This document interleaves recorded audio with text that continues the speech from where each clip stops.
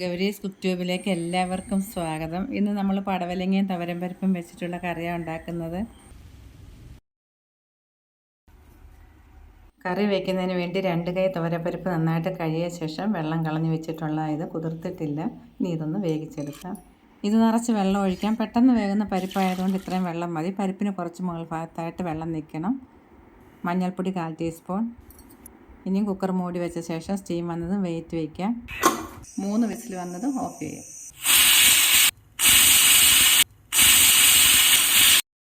ഈ പടവലങ്ങ കഴുകി എടുത്തിട്ടുണ്ട്. ഇതിൻ്റെ പകുതിയാണ് നമ്മൾ കറി വയ്ക്കാൻ പോകുന്നതും. തോലൊന്നും ചുരണ്ടേണ്ട ആവശ്യമില്ല. ഇതുപോലെ പിഞ്ച് പടവലങ്ങയാകുമ്പോൾ പെട്ടെന്ന് വെന്ത് കിട്ടും. കഴിക്കാനും നല്ലൊരു ടേസ്റ്റ് ഉണ്ടാവും. തോരനും കറിക്കുമൊക്കെ ഈ പാകത്തിനുള്ള എടുക്കുന്നതായിരിക്കും നല്ലത്. ഇതിപ്പോൾ ഞാൻ ചെറിയ ചതുര കഷ്ണങ്ങളായിട്ടാണ് മുറിച്ചെടുക്കുന്നത്. ഇത്രയും ചെറിയ ഉള്ളി 2-3 മുറിച്ചെടുക്കാം. ചെറിയ ഉള്ളി ഇല്ലെങ്കിൽ മാത്രം സവാള എടുത്താൽ മതി. 4 പച്ചമുളക് ഇതുപോലെ പിളർത്തിയെടുക്കാം. ചെറുതായിട്ട് പുളിപ്പ് കിട്ടാൻ വേണ്ടി ഇടത്തരം ടൊമാറ്റോ ഒന്നും കൂടി നമുക്ക് ഇതിൻ്റെ കൂടെ അരിഞ്ഞ് ചേർക്കാം.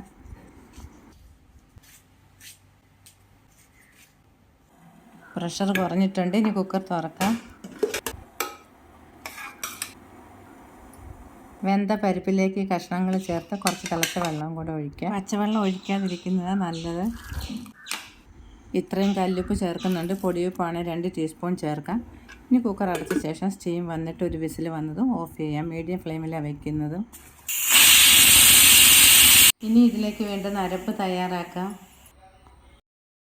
തേങ്ങ അരയാൻ വേണ്ടി കുറച്ച് വെള്ളം ചേർക്കാം.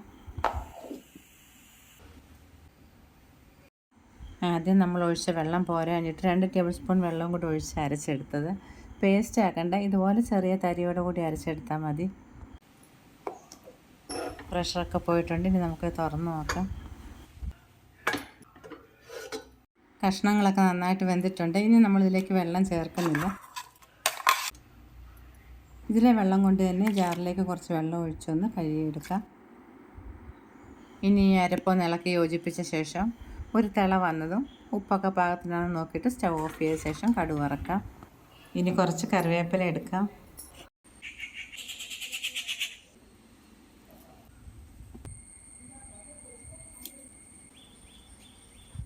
കടുക് വറക്കാൻ 1 ടേബിൾ സ്പൂൺ വെളിച്ചെണ്ണ ഒഴിക്കാം. നല്ലൊരു സ്വാദ് കിട്ടാൻ വേണ്ടി 1/2 ടീസ്പൂൺ നെയ്യും കൂടെ ചേർക്കാം. പരിപ്പ് വർഗ്ഗങ്ങളുടെ കൂടെയൊക്കെ നെയ്യ് ചേരും. വേണ്ടാത്തവർക്ക് ഇത് സ്കിപ്പ് ചെയ്യാം. കടുക് 1 ടീസ്പൂൺ പൊട്ടിയ ശേഷം 1/4 ടീസ്പൂൺ ഉലുവയും കൂടെ ചേർക്കാം.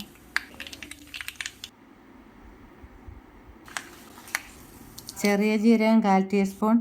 3 ചെറിയ ഉള്ളി പൊടിയായിട്ട് അരിഞ്ഞത്, 2 വറ്റൽമുളക് മുറിച്ചത്, കുറച്ച് കറിവേപ്പില, 2 പച്ചമുളക് 2ആയിട്ട് പിളർത്തിയത്, 1/4 ടീസ്പൂൺ മഞ്ഞൾപ്പൊടി, 1/2 ടീസ്പൂൺ മല്ലിപ്പൊടി, എരിവ് കുറഞ്ഞ കാശ്മീരി മുളക് പൊടി 1/2 ടീസ്പൂൺ.